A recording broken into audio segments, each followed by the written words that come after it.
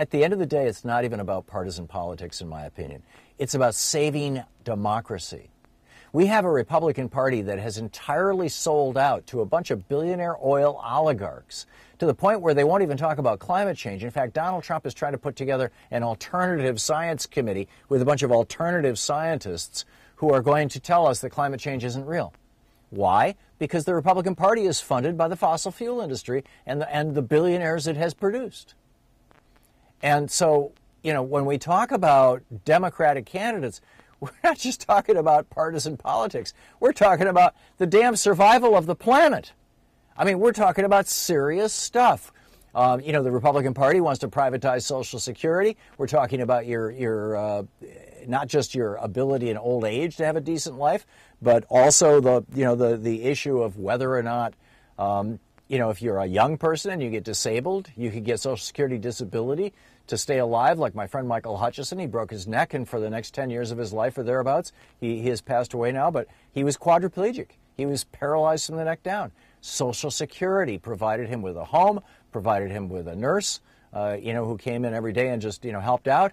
It was just amazing. This is what the Republicans want to destroy. They want to do away with Medicare. They want to do away with Medicaid. They want to make it even more expensive to go to college. They want to privatize our public schools. And Betsy DeVos has already done that to more than half the schools in Michigan. And it's a disaster.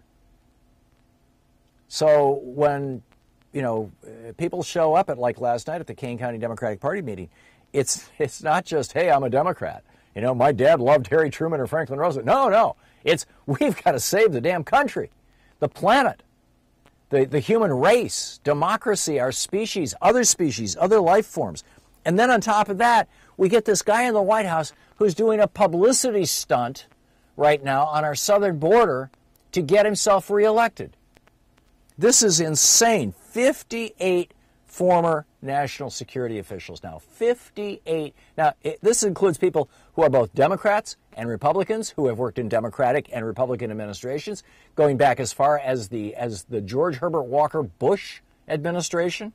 58 of these people wrote a letter telling America and Congress that Trump's reelection stunt to whip up fear about brown people among Fox News viewers has no factual basis. That was their phrase, no factual basis. It's a stunt. That's all it is.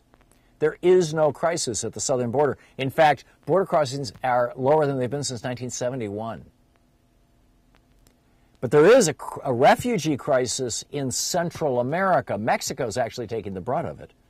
And it's been caused by the Reagan administration and Republican policies of supporting right-wing death squads down in Central America, which, by the way, Trump sending Elliot Abrams down to check out Venezuela, we're still supporting right-wing death squads or their equivalent or their political progeny in Central and South America.